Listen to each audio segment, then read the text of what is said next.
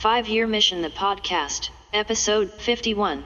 This episode of 5-Year Mission the Podcast is brought to you by Fansets, your home for all things pop culture pin related. Head over to fansets.com and see all that they have to offer. And also stay tuned at the end of the episode for a very special offer from us here at 5-Year Mission. By now you figured out that this is the 5-Year Mission Podcast.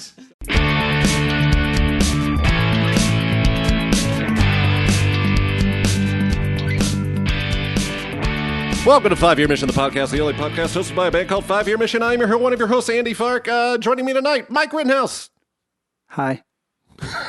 Chris Spurgeon. Hello. And Mr. Brain Delay himself, Noah Butler. Hello, everybody.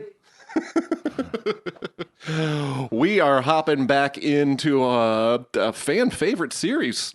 This has been going on since the old tricorder transmission days. Since the beginning. Oh, yeah, tricorder transmission. Yeah. It has. I forgot that's how we started it. And then we transferred it over to ourselves. Yeah. Because we are the owners of a lonely heart and intellectual property. Nice reference. Yeah, I thought so. It's much better than a... To be clear, we are the owners of 5-Year Mission's music and lyrics and not the owners of anything related to Star Trek. Valid point. We are the owners now of the What Are Little Songs Made Of series, so let's continue with that now. Yeah, let's go. Yeah.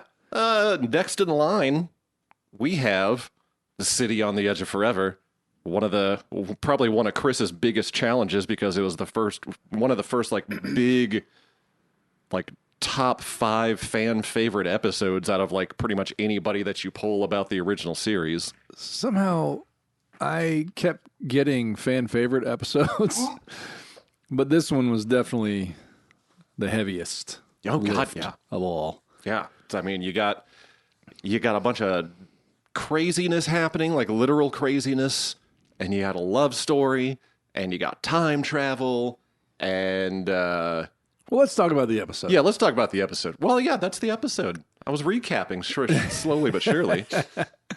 In your summary, Andy, you did leave out death. Horrible, painful, emotionally That comes at the death. end, Noah. I didn't want to do a spoiler. That's the only part you left out. It's the only I didn't part want to do a left out. spoiler for the I very didn't say end. who. I didn't say who died. Oh, well, we're going to cover that. And I remember that after we met her, we could still smell her perfume for 10 minutes. Oh, yeah. Oh, that's right. We'll talk about that. I think saying we met her is generous. We crossed paths with her. She crossed paths with us, Yes. to be more fair. Did she poop in our bathroom? No. She did not poop in our bathroom. I don't know. That was Brent Spiner. Yeah, that's And right. he also took advantage of the all-you-can-eat shrimp that was in our It bathroom. was also Kirstie Alley. Kirstie Alley also pooped in our bathroom. Wow, name drop. Fine. Left and right. Fine. Michael Jackson did not come by our house Jackson. and use our bathroom. But his sister did. It's got, Mike knows what I'm talking about. I do too. Okay. So this is one of those episodes that I did not have to rewatch prior to talking about it because I've seen it so many times. Because you had to watch it so many times to write the damn song. I had to see it so many times on purpose and also just because I like it. So I've seen it a lot. But this episode was actually originally penned by the great, late Harlan Ellison. yeah. And we had the opportunity to meet him. Oh, multiple and days. Love the guy. Unfortunately, he is no longer with us. Yeah. And I've actually read the original screenplay, and it's similar to how the show turned out, but it's a little darker. Oh, yeah. But I really like both for different reasons. Did you get the Juan Ortiz inked version of it? Yes. Okay. Yes, I believe so. I have the novelization, and I also have The graphic novel. the graphic itself. novel. Yeah. Yeah, not novelization, but it's just like a screenplay in a book. So it's not really a novel. It's just a bound screenplay. I do have the issues of that graphic novel available at Hero House. At Hero House Comics, 1112 Prospect Street. Indianapolis, Indiana. Heart of beautiful film square. Dun, dun, dun. And if you're a fan of Harlan Ellison, I would highly recommend the documentary called, I think it's called Dreams with Teeth. Yes. It was a really fun to see him in action in that, because we got to meet him, and it was a very similar. he's very true. The way he is in the documentary is the way he was in real life. Oh yeah. He was a riot. Interesting aside, related to Harlan Ellison, he wrote a story called "I Have No Mouth and I Must Scream," and it's really good and dark and sci-fi, and it's just a cool story. And in the 80s, I believe, 80s, early 90s, a video game was created based off of this story. What? And you can still find it. It's called "I Have No Mouth, but I Must Scream." And it is a really twisted, dark story, just really interesting, with the ending is as bleak as the ending of the story itself. So I encourage you to seek it out, because it's kind of a weird, neat piece of video game history. But anyway, back to the story. Harlan Ellison wrote originally the original screenplay for The City on the Edge of Forever, and it is a dark tale of time travel and love. I got Mike with that one. Love lost. It's just great. I don't know what they're laughing about. Because you said Dark Tale, and I don't know. Woo. So DuckTales. Okay, I didn't catch that. Did you get Mike it? really got that one. So Andy's now made a DuckTales reference. So that's good. We need to tag all of these references for Twitter. Yes. At the end, because DuckTales might retweet us. So, I mean, do we need to give a synopsis of the episode? I think I think we do. Okay. Just in case. At least a brief one. Okay. I'm sure anyone listening to this knows what we're talking about. Oh, but yeah. So if you don't know the story, basically Kirk and Bones and Spock go, and some other, Uhura's even there on this planet where Scotty. they And run Scotty. in Scotty, and they run into this thing called the Guardian. It's basically it's called the Guardian of Forever. Sorry. Mm-hmm. And it's kind of a donut. It looks like a big donut. It's like a proprietor of time. Yeah. It keeps time in order, but can also facilitate time travel. And Bones gets messed up by some drug, and he goes flailing into it and ends up in the past. And Killers, assassins. yeah, and changes time. So like the Enterprise disappears, and so Kirk and Spock jump in after him. With the Guardians' help, kind of puts them in the same place, but they're there too early, and so they end up meeting a woman called Edith Keeler, who she is a sister Edith Keeler at a shelter, and she helps them out. Long story short, Kirk falls in love, finds out that in order for history to be undisturbed by their presence, Edith Keeler dies, and he has to let her die. And so it's this story where it's a complicated moral tale where Kirk knows that he could save her, but he also knows that if he does, horrible things could happen. And through the episode, Spock finds out exactly what those horrible things could be. Like the Nazis winning. Yeah, like the Nazis winning. So it's and I mean, I can't really explain that, but it's unimportant. Well, it's because of the atom bomb. Yeah. But I will say It's the butterfly effect, man. yeah, it's the butterfly effect. That But I movie will with Ashton Kutcher? It's about time travel, All right. and it's a love story. It's not terrible. Yes, it is. Well, it's not good. But the Paradise Syndrome, Kirk ends up on this planet where he gets married, and he's got a pregnant wife, and she is literally stoned to death. And he seems more chipper after that than he does at the end of this episode. He is just like, I think it is the last line. They're leaving, and he says, "Let's get the hell out of here." He just is. He doesn't say anything for like the last 5 minutes of the episode except that he just is done. He's had it. Mm-hmm. He has lost this woman he fell in love with, And I think it's interesting that, so spoiler alert, if you haven't seen it, Edith Keeler dies. What? Yeah, too bad. I think the statute of limitations has run out on spoilers on that one. I think so. It's been over 50 years. And the situation when this happens is Bones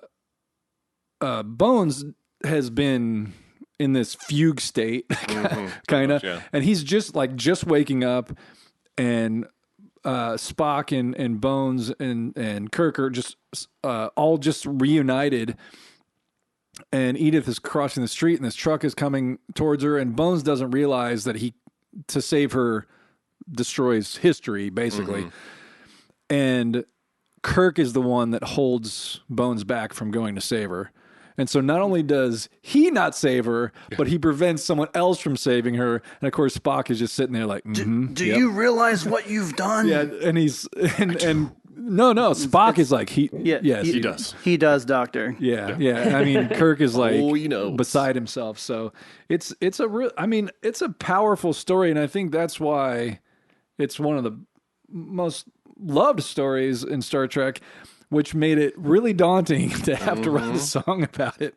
Well, this is like before like that kind of became like a time travel trope. It's like if this person stays alive, bad thing's going to happen, but they have to die in order for time to progress in like a linear manner that we all know to this day. Yeah, it was definitely one of the first stories that dealt with that. Yeah. Oh yeah. So I mean, this was like the early days of like that kind of like time travel science fiction that wasn't just like we're going into a steampunk universe type thing. Yeah. You kind of take for. I mean, there had been time travel like the Time Machine is obviously, but that was. And actually, the Time Machine went into kind of a dystopian future paradox kind of thing, and this one goes into the past. I mean, it's really completely different. The Time Machine didn't deal with the paradox, though. It just showed him what the future has. Well, eventually he went to the future. Yeah. Isn't there a scene in City on the Edge of Forever where Kirk is holding up a photograph of like himself and Spock and McCoy, and they kind of start disappearing as the event. That right? Is that I think right? I think that's another one. That's a different episode. Oh, okay. Yeah. Kirk goes back in time and accidentally breaks up his parents. You're thinking of Star Wars. Oh, that's yeah. okay. You're thinking of The Secret of My Success. Maybe it was in He-Man. Anyway, this was a hard episode. I think this was the last song that I wrote for this album, wasn't it? Yeah, I think he had all the other ones done. Yeah. And because you kept putting this one off because it was the hardest one. It was, and you assholes had your own version. Come on, sing it. City on the edge of forever. There it is. Nice, Andy. That's And nice. then you're gone. But there's also City on the Edge of Forever. So there were multiple versions before I finally figured out how to write this song. But it was not only the pressure of writing a song for something that, I mean, ostensibly everyone was anticipating hearing what I did, but it was also trying to get the feel of it right, which that's what really took me so long, because I knew I had a pretty good idea what I wanted to do. I just didn't know how to do it and make it sound the way I wanted it to sound. So, and actually, for the song, I gained inspiration from the episode itself, because there's a scene where Edith and Kirk go on a date, and they're walking down the street hand in hand in Mayberry, in Mayberry, chatting and whatnotting, and they walk by this this window display, and there's a song playing, and I wrote it down so I didn't forget. It's called "Goodnight, Sweetheart" by Fred Steiner, which Fred Steiner, I looked him up on Amazon Music, apparently has a lot of scoring for Star Trek, the original series. I mean, Oh, really? yeah. Oh, really? I mean, it's credited to him. I don't know if, I'm not sure, but, and in fact, there's one of the things that is on there is the theme song, which I know he didn't write, but maybe it was just his Might have been orchestration the of it theme or for the arrangement episode, or something. most It likely. could be. Yeah. At any rate, that's what and it's kind of this, what was it? The 50s? I mean, the 60s in the show. This really, the song they used was from it takes place in 1930. Yeah. Oh yeah, Yeah, that's right, it's because it in was the- before World War II. The That's right. 30s. Mm-hmm. Yeah, that's right. So it had that's kind of I wanted to capture the feel of that song. Although what I wrote, you can't listen to it and hear, oh yeah, that's the influence, but that's kind of what the direction I was trying to go. And when I latched onto that, that's when it just started coming together, and I got that kind of waltzy feel, and it just happened. And then I wrote too many words, and you guys told me to. I was going to ask about Too many that, of the same Chris, words. because I couldn't remember if this is the first song that I just consciously thought, Chris says the name of the episode too many times. Or if I didn't say anything then, and then when you submitted Metamorphosis, I thought it was developing a pattern, and that's when I said something. I don't remember. Yeah, it could be. We definitely said something on this song because we already had Squire, which Oh yeah. he says the name of that several times. That's right. And then when this one came, he dropped this one, and it, like the chorus, it's like 4 lines, and 3 of them are the name of the episode repeated. Yeah. Yeah, I have my original notes and the original version of this, and the chorus is literally "City on the Edge of Forever." I long to be in that city with you. The third line of the chorus is the same, and it remained the same, but everything else was "City on the Edge of Forever." And we actually practiced it that way for a while. Yeah. And then I think Noah was like, you got to change that. you got to do something different. And I'm glad I did, because I like what I came up with, and it made it, it just gave it more depth, I think, and made it a little more interesting. Mm-hmm. And this was early on when I was taking notes. I have 2 notebook sheets back to back, just full of just these notes that I took. Oh, just notes on the episode, or just Okay. like synopsis and like notes and things that I noticed, just to try to, so I could go back and be like, oh yeah, this idea. What do I want to hit on in these lyrics? Yeah. Sometimes it's hard because there's either way too much to work with or not enough, and you're just trying to find that inspiration. You're thinking of Empath, aren't you? Yes. It's my Savage Curtain. Stay tuned. I actually, a lot of times I try to pick out specific lines that I can use for lyrics. And in this one, what I picked out, what's so funny about man reaching for the moon? She said, yeah. She said. And She said. yeah. She said. She said. So in this song, I wanted it to be kind of as bleak as the episode and sad and just this melancholy song about this woman.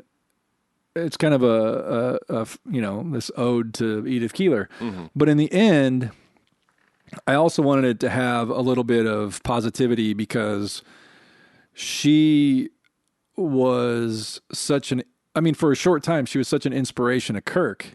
Yeah. Because he found this woman who she was so forward thinking, which in a time where she lived was unusual and definitely not respected. Yeah. So he found this woman that really gave him a different perspective on, from the time, which I guess it's a little unusual, because from the time where he came from whence he came. There you go. It would be normal for a woman to have these big ideas and be respected for them. But I guess in the context of where he was, knowing that she wouldn't be respected there for her ideas, then, because we all know that Kirk is a scholar of history. Oh, obviously. Yeah. He's no Picard. No. When it comes to history. Anyway, He knows some things. he knows some things. But anyway, I wanted there to be that positivity because she had this positive effect on him. And so, this short quote at the end of the song where she's like, what's so funny about man reaching for the moon? This is something that speaks to Kirk so much that that's how I wanted to take it out. I didn't want to be like, oh, she's dead. I wanted to be like, oh, she's dead, but look what she left us. You know what I mean? Her this is kind of her legacy. Well, I mean, unless you're one of the patrons of the mission, and then they're all just like highly annoyed that every single night she's going to get up on the stage and talk about planets and space and stuff. That's right. Yeah. Now it's time to pay for your dinner. Yeah. You got to listen. Oh, no, what was the line that the guy at the table says? Like, she says she's pretty easy to look at, but boy. Yeah. Well, God damn. One of the things I love about this episode is it's so grounded. There's no, except for the Guardian, I guess. There's no aliens. There's not. I mean, there are sci-fi gadgets, but all of Spock's tubes. Spock putting together it's like basically like a battery pack for the tricorder. And he says he's using like bear skin and stone knives and bear skins. Yeah. And, I mean, he's very curmudgeonly in this episode. Well, I mean, he was obviously Chinese. That's right. I was watching it with my girlfriend last night, and I was like, and her sister, and I was like, just wait for this line. It's like, my friend is obviously Chinese. I was like, Yes, because of the yellow makeup, which we all know. Yeah, yeah, it's a thing. And the eyebrows. Don't forget the eyebrows. Yeah, and the ears, because that was part of a rice picking accident. Yeah. So we're all in agreement that they didn't always get it right. No. But this, I mean, I love this episode. I think it's a great episode. I think, again, it's very grounded. It's a very human story, and it's very relatable. Chris, I of course didn't know when you were writing the song. I didn't quite know how you were going to handle it because it has a lot of weight to it, and I knew you would pay it the respect it deserved, but part of me was sort of secretly hoping that you would just shock everybody and do something ridiculous in the vein of Mojo Nixon has a song called Don Henley Must Die. Oh yeah. Uh-huh. And I thought, since that's a theme of the episode, that Edith Keeler must die, that would be a line that was repeated in your thing. But I knew you weren't really going to go that direction. Well, part of me secretly hoped that you would just shock everybody with this ridiculous version. We still owe an alternate version for our Kickstarter from like 6 years ago. Mr. Fark. Well, the lyrics that I have are kind of along those lines that Noah was just talking about, though. So Edith Keeler must die. It exists. Stick in her eye. It does exist, and someday maybe we'll see if Andy ever finishes it. We'll get to hear it. It's going to be a bitch to finish. So that's a no. It might be. We'll see what we can do. It might even be harder to start, huh? Yeah. Yeah. And even harder to finish. Yeah, I went through a lot of ideas, but I think most of them centered around just because of the gravity of the episode and how beloved it is. Beloved it is. I didn't want to make it quote unquote offensive to anyone. I just wanted to be respectful to the episode, which I think it worked out. Mission accomplished, definitely. So, Chris, let me ask you this. So I was being safe. Yes. You played it safe, Spurgeon. Yeah. Having had many kind of these weighty fan favorite episodes, do you prefer to not have them? Or do you prefer the episodes that don't have as much weight? I personally do. I personally find them they're a little more freeing for the episodes that are sort of don't have that weight attached to them. But I was curious how you feel. Ultimately, in the end, it doesn't matter because I'll just write the song just, the way I would for the episode. But in the beginning, I hate it. I mean, that's not right. That's not true. I don't hate it.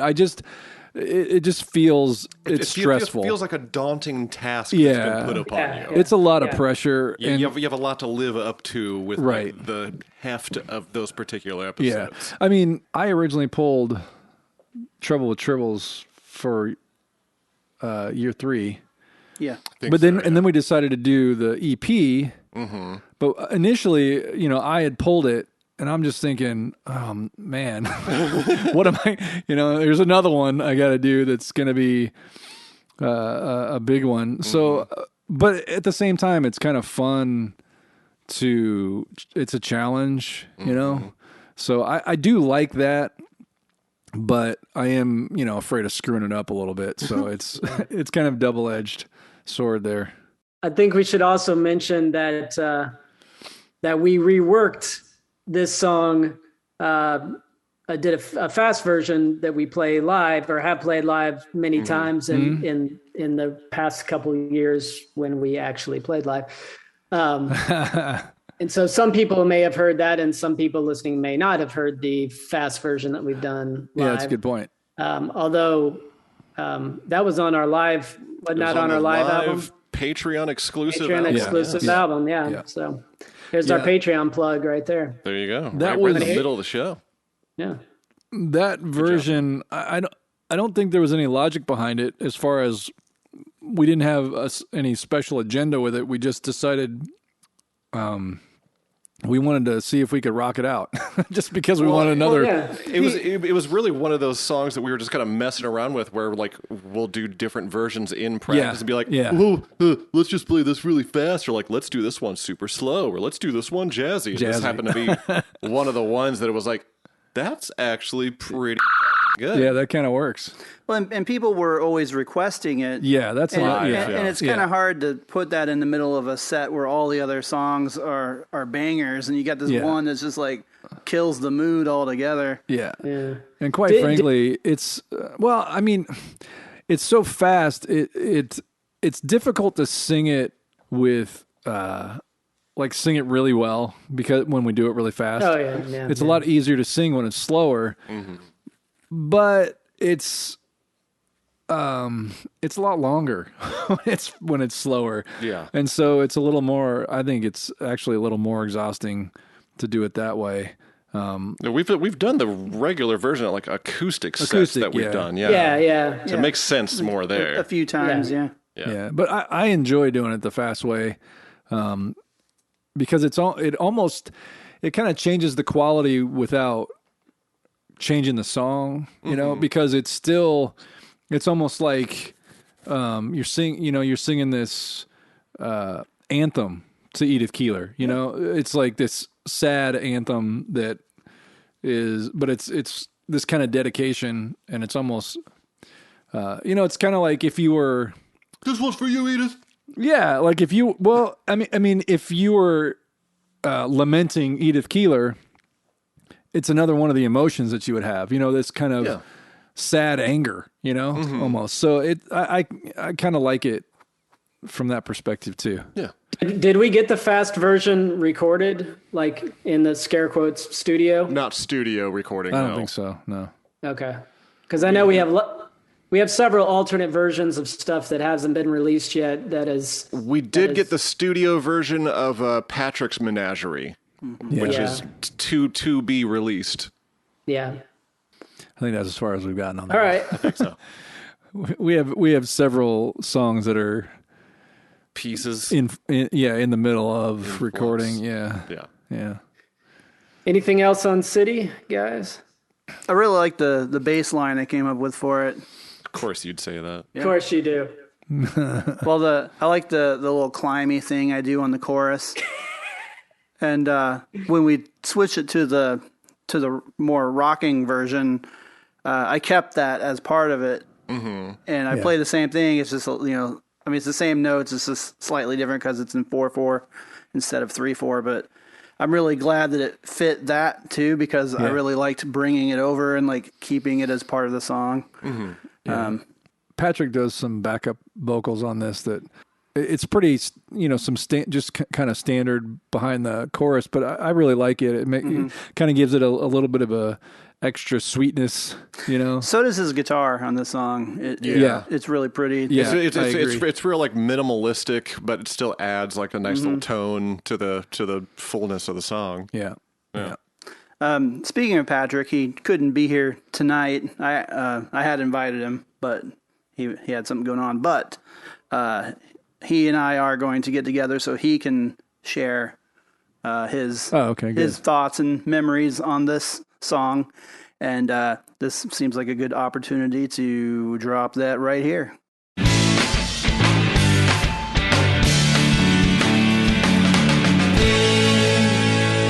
Hi, Patrick.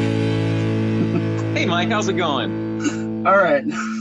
So we're doing a podcast on City on the Edge of Forever, and just wondered if you had any memories or thoughts about the song or the episode. Yeah, actually, looking back on it, I realize now that like Menagerie Part 2, which Chris had written for year 1, was almost like a trial run for this song in my mind. Like they're similar tempos, the style of the song, and just just even the structure of the two songs is very similar. And I was thinking how I think Chris's voice is uniquely suited to that type of song. Yeah. And I think any of us could have written, a song for City on the Edge of Forever, and I'm sure it would have been pretty good. But I think he did a great job with it, and I think he was the right choice to get that sort of feeling that's in the episode, Yeah. Yeah. It's funny. The two songs you mentioned, Menagerie 2 and City, I think those are two of the only demos that we've ever received that pretty much like brought me to tears when I heard them, because they're both so touching. And also I thought especially Menagerie 2, I felt could have just been released on the album as it was as the demo. That one was good. City needed some work, especially with the lyrics, but otherwise the lyrics. Otherwise it could have been released acoustic also. Yeah. I mean, I was going through some stuff at the time when we were working on year 1, I remember, and like I would skip Menagerie 2 a lot of the time when I was listening, not because I didn't like it, but just because it would always make me sad. It was like very effective. So, I kind of gotten past that by the time we did year 2, but for the first one, I was like, well, skipping that song again. But it just goes to show how well done it was. You know what I mean? That it could make you feel that way, Yeah. And he did the same thing on City on the Edge of Forever, I thought. That one, I really enjoyed doing a lot of the little guitar melody things on the choruses, and also like really close falsetto singing. I had a lot of, I don't know if fun is the right word because of the song, but it was one of the high points for me on year 2, I think, was working on that one. And also, especially as we've talked about before, that is like the sort of ultimate TOS episode that everybody was kind of waiting to hear what the song was going to be. So yeah, Chris talked about how much pressure it was considering the weight of that episode, and that's why it was one of the last ones that was finished for the album, because he took his time, and I think it paid off. Yeah, definitely. I remember hearing the demo where it was pretty much just Edith Keeler, Edith Keeler, Edith Keeler, Edith Keeler. Probably need to add something else in there. Not that it isn't good, but the melody was great. You know what I mean? And the structure was good. And I think we made the sparse arrangement work. You know what I mean? Yeah. And of course, then we had Maggie Davis come in and play on it. Right. Yeah. And she also played on Devil in the Dark. But she really did a lot on this one, and it sounded great. Actually, I'm glad you brought that up, because we forgot to talk about that.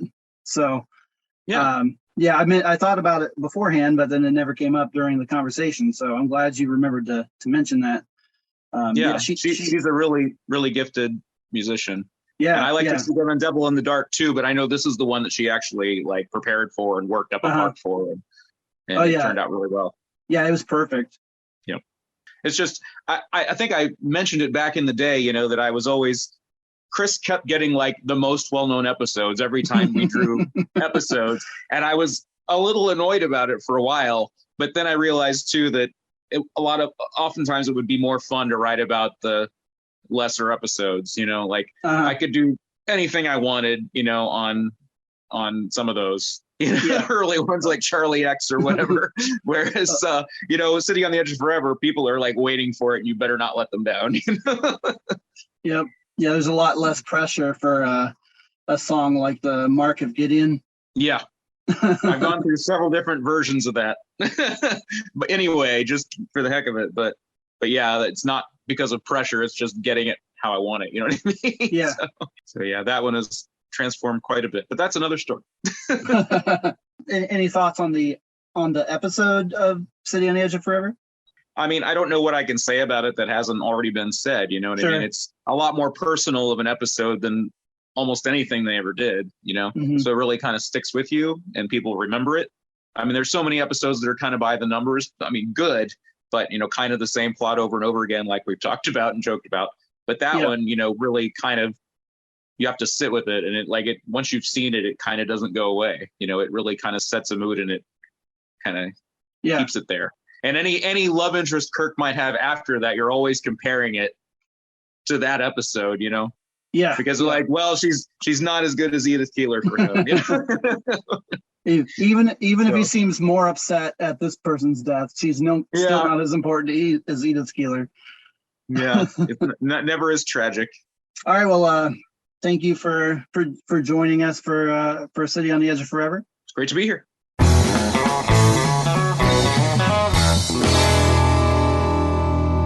And that's what Patrick had to say about City on the Edge of Forever. All I know is that you maybe used brushes on this song, and I'm still annoyed by it, but it worked.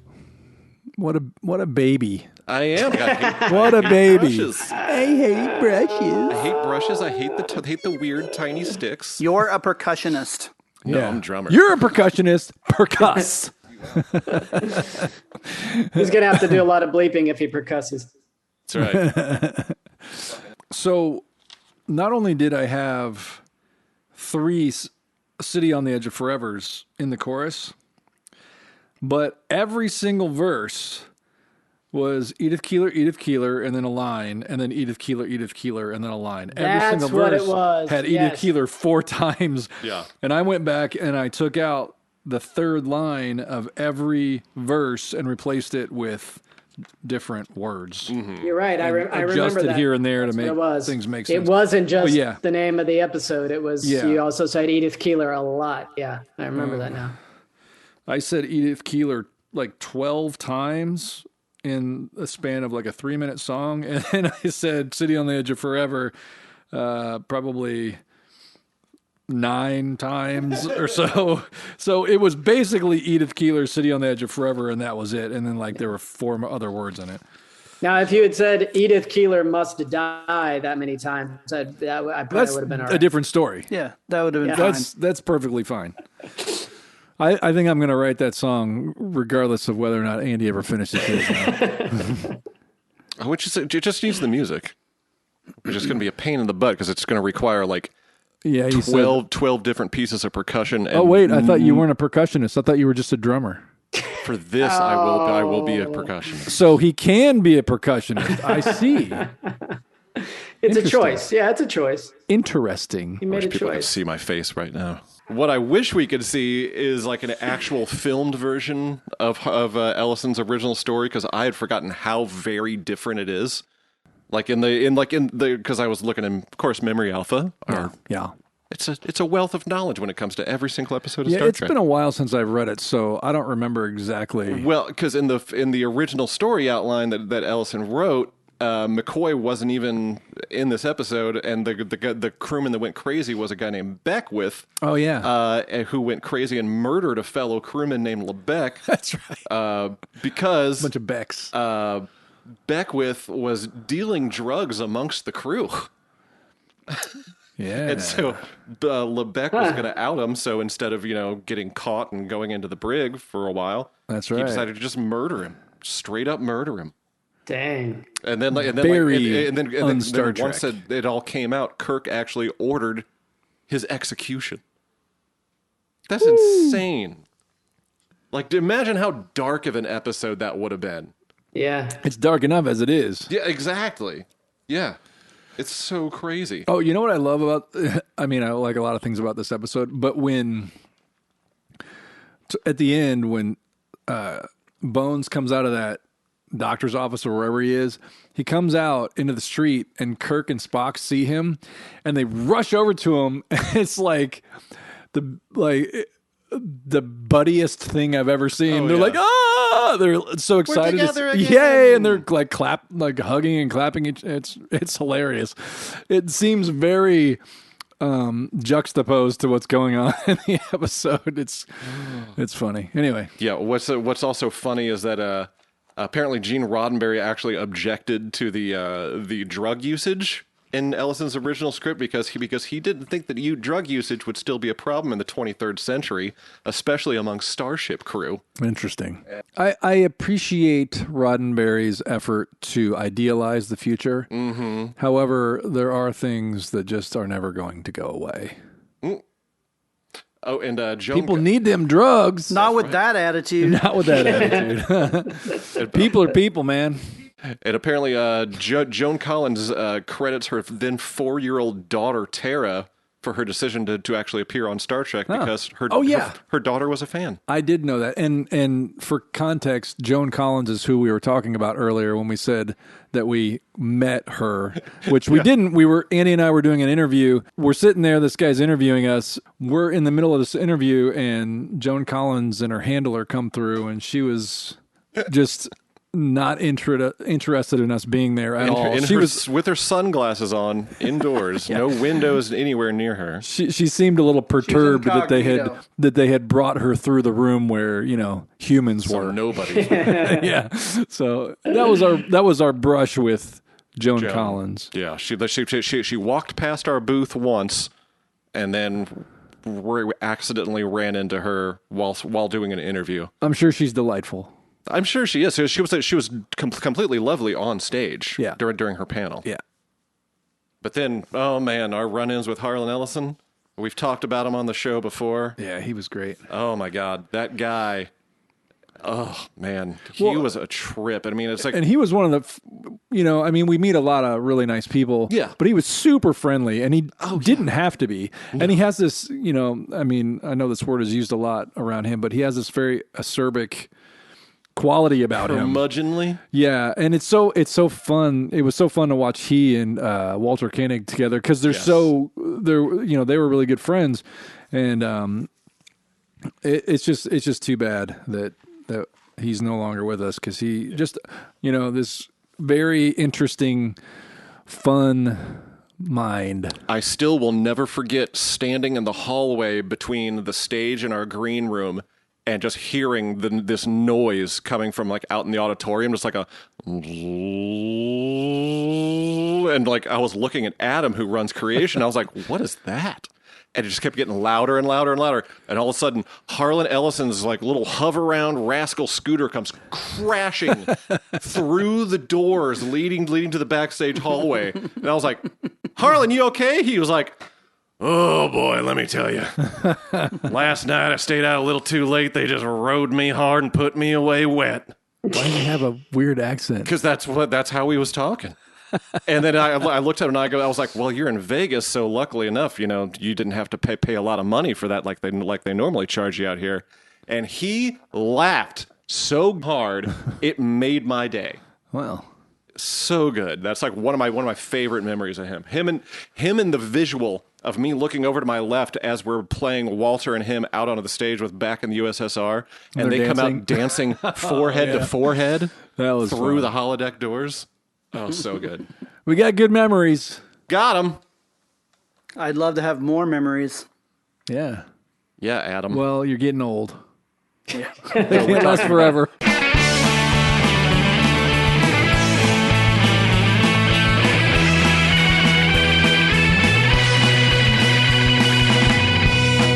Hey, do you like 5-Year Mission? And do you like getting exclusive content? You should head over to Patreon right now and visit 5-Year Mission, because we've got all the exclusive content that you're not getting on any other social media.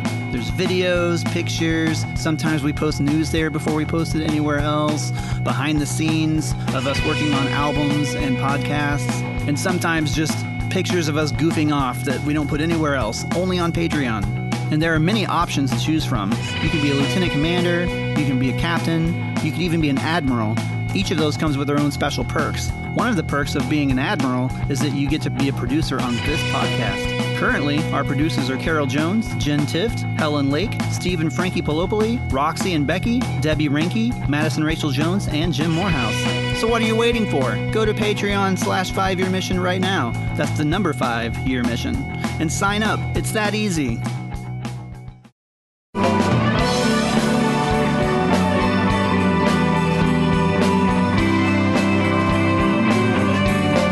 You know the name, you know the product, you know what I'm going to talk about. It's fan sets, of course.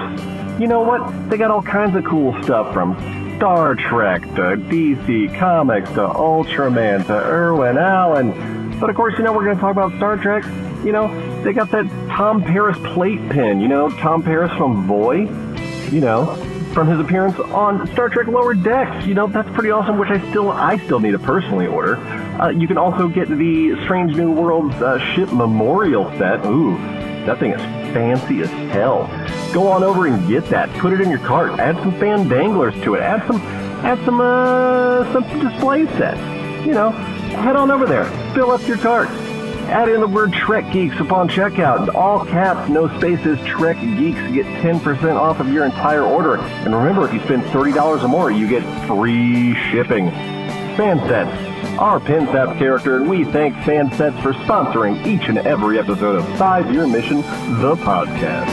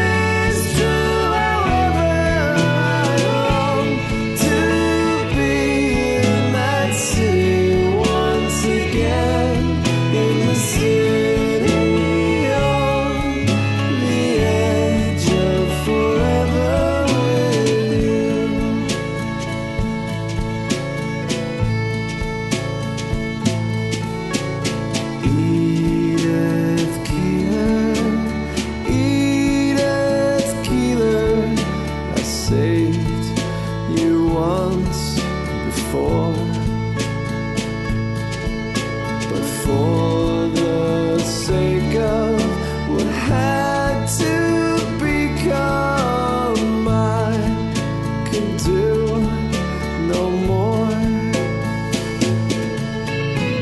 You'd have understood if I could have told you. Now my heart breaks when I think of all we were in the city on the edge of forever. Removed from time and space to however to be in that city once again, in the city on the edge of forever with you.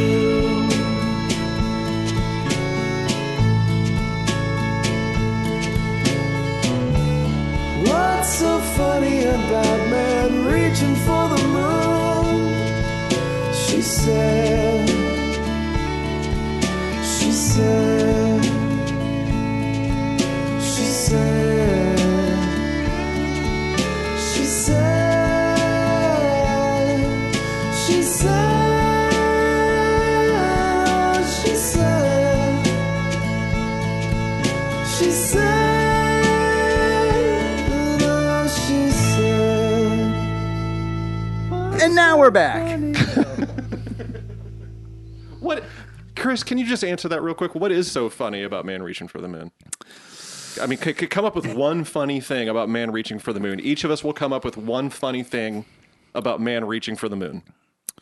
Well, what if you reach for the moon and like grabbed it? Then what would you do?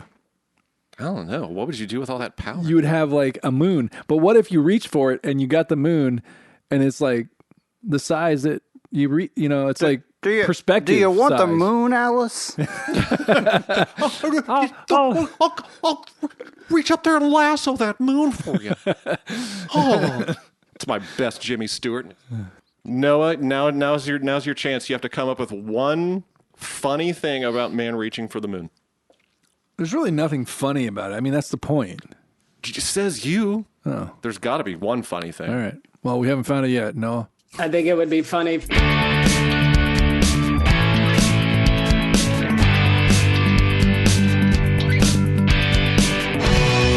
I sure want to leave.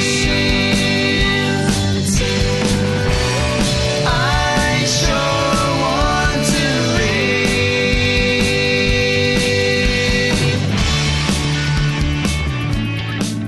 Thank you for listening to 5-Year Mission, the podcast. If anyone is interested in listening to more of our music, check us out on YouTube, Spotify, iTunes, or anywhere that you can listen to music. Just search for 5-Year Mission and we will be the first thing that pops up. If you would like to contact us, you can email us at 5yearmissionband@gmail.com. You can also find us at 5yearmission.net and make sure to follow us on Facebook, Instagram, and Twitter. 5-Year Mission, the podcast, is a production of Coconut Media Works. Executive producers Bill Smith and Dan Davidson.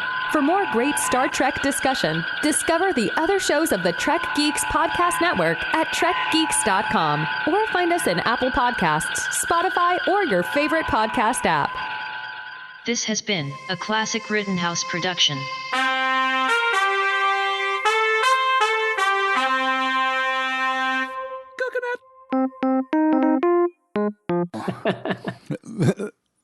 I think we found a good edit point. No, Mike's coming up with one. That gives Rocket to the Moon a whole new meaning. Noah's saying, I think it would be funny. Cut. Done. Continued on Patreon. That might have to be it.